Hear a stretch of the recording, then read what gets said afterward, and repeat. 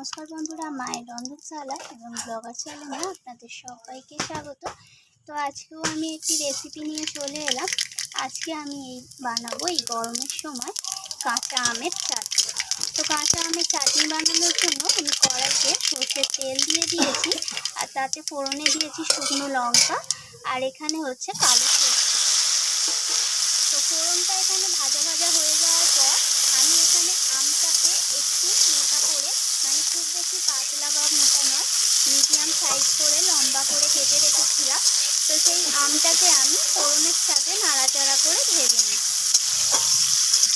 তো আমটা এখানে একটু ভাজা হয়ে যাওয়ার পর আমি এখানে দিয়ে দেব সামান্য পরিমাণ হলুদ গুঁড়ো, আর তার সাথে দিয়ে দেব স্বাদ মতো লবণ। তো লবণ আর হলুদটাকে দিয়ে আমটাকে আবারও নাড়াচাড়া করে একটু ভাজা ভাজা করে নিচ্ছি।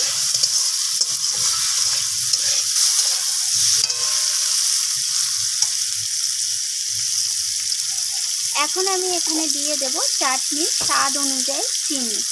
তো যে যেমন চাটনিতে টক বা মিষ্টি পছন্দ করেন সেই অনুযায়ী চিনিটা এখানে দিয়ে দিতে হবে।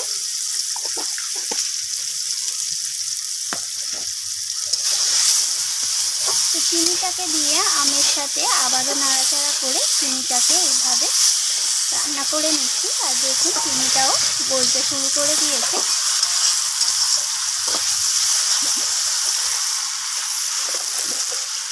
এখন আমি এর মধ্যে দিয়ে দেব বেশ কিছুটা কাজু আর কিশমিশ।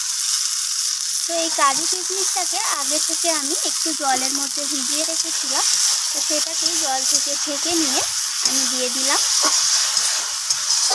তো এই আমের চাটনির মধ্যে কাজু কিশমিশ দিলে কিন্তু খেতে কিন্তু বেশ ভালোই লাগে। তো এখানে মোটামুটি এটা কষানো হয়ে গেছে। এখন আমি আমের চাটনিটা কতটা পাতলা বা কতটা মোটা হবে সেই অনুযায়ী এখানে আমি জলটা দিয়ে দিলাম।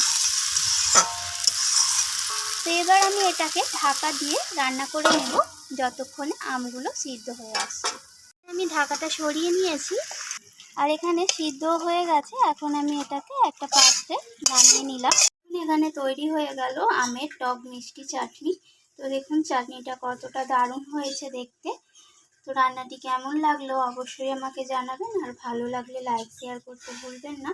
তো আমি আবারও ফিরে আসবো অন্য কোনো রেসিপি নিয়ে। আজকের মতো এইটুকু। ধন্যবাদ বন্ধুরা।